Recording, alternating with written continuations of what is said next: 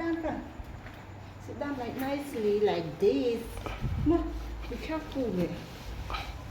Yeah, nice. Be careful con. Và bé em music cấp. Cái gì?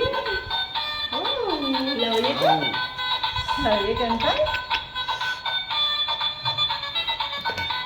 Hay lời vậy con.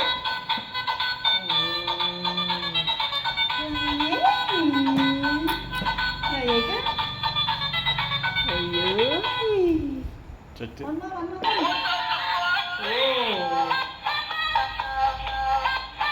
Lâu nhất hả cơ?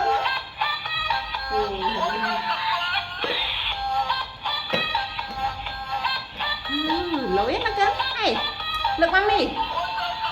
Look here. Look at mommy there.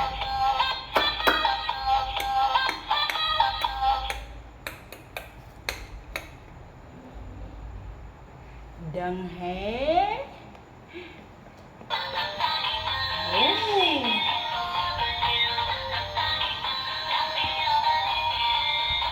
Look at me there.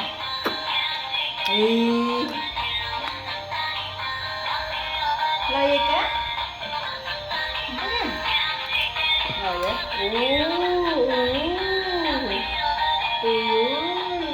Em bà kia gì?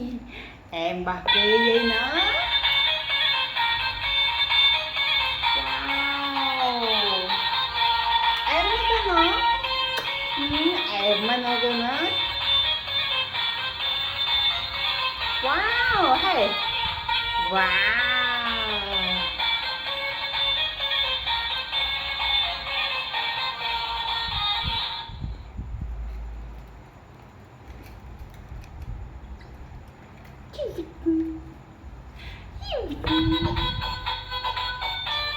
Lực lại cơ, lực này.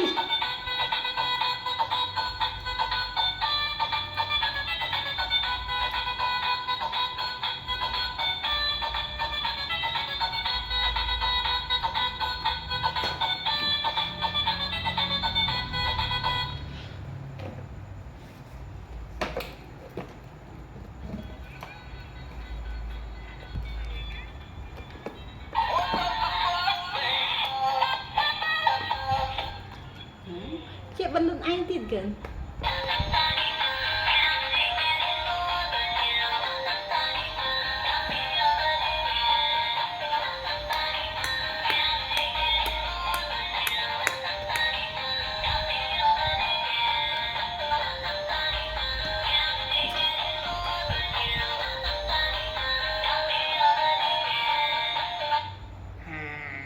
Finish now. A little bit more.